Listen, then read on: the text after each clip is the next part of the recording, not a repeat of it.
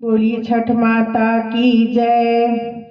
जानी कार्तिक भगतन पर छोहाई के, जानी कार्तिक भगतन पर छोहाई के, छठी मैया हो अइली राथवा उड़ाई के, छठी मैया हो अइली राथवा उड़ाई के।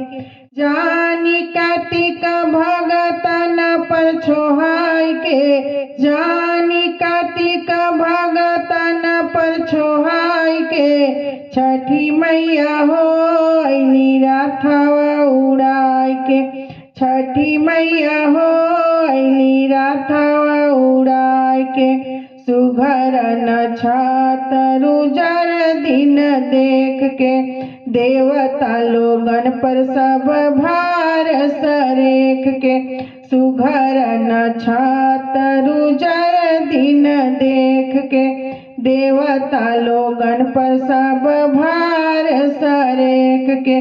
देवलोक के कुल्ही काम बेल माई के, देवलोक के कुल्ही काम बेल माई के, छठी मैया हो अइली राथवा उड़ाई के, छठी मैया हो अइली राथवा उड़ाई के।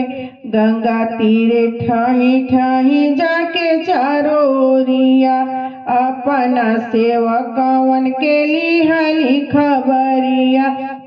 गंगा तीरे ठाही ठाही जाके चारों ओरिया, अपना सेवकवन के लिहली खबरिया। बाटेली दुलार मने मने मुस्काई के, बाटेली दुलार मने मने मुस्काई के, छठी मैया हो अइली राथवा उड़ाई के, छठी मैया हो अइली राथवा उड़ाई के। जानी कार्तिक भगतन पर छोहाई के, छठी मैया हो अइली राथवा उड़ाई के, छठी मैया हो अइली राथवा उड़ाई के। राथवा उतर मैया घाटे घाटे गईली, राथवा उतर मैया घाटे घाटे गईली। नारियल ठेकुआ के देखी हर सैली, नारियल ठेकुआ के देखी हर सैली। खुश भैली मैया भोगवा लगाई के, खुश भैली मैया अर्घ दिवाई के, मैया हो अइली राथवा उड़ाई के, छठी मैया हो अइली राथवा उड़ाई के।